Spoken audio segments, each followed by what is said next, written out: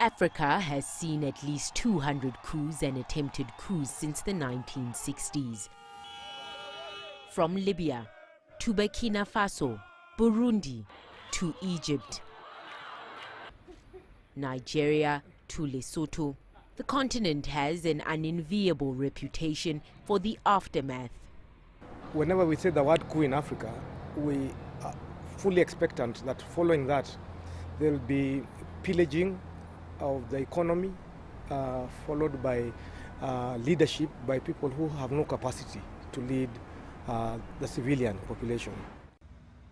When the news broke out in November 2017 that the Zimbabwean military had taken over, many expected clashes. But as the events unfolded, none of that came. Instead, Robert Mugabe, who had ruled Zimbabwe for 37 years, resigned. So was this a coup or not? Zimbabwe's case is interesting because it was a smart move where you have the military. They're staging a coup in quotation, but it does not qualify clearly to be a coup because ultimately they ended up negotiating with Mugabe to leave office.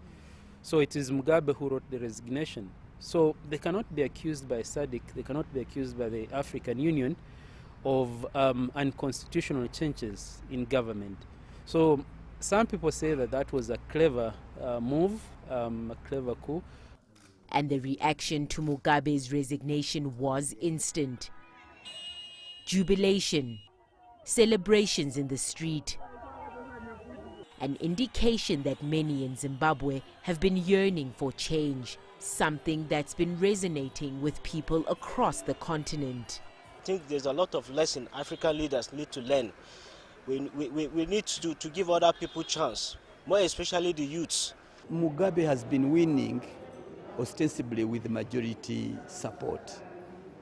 But that shows you the weakness within our democratization processes. The ballot boxes usually do not reflect the true examples. But now it falls back onto the leaders to know when is appropriate the time to leave. This should really go to the nerve of governance in Africa.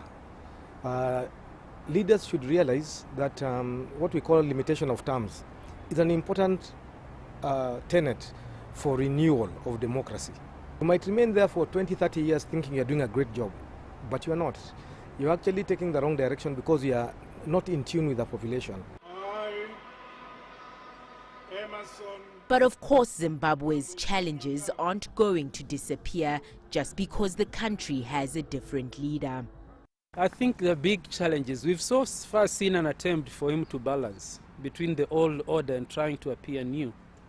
I think the expectations of society are going to push him. And people will be saying, we changed from Mugabe because of violations, because of brutality. You cannot be the same.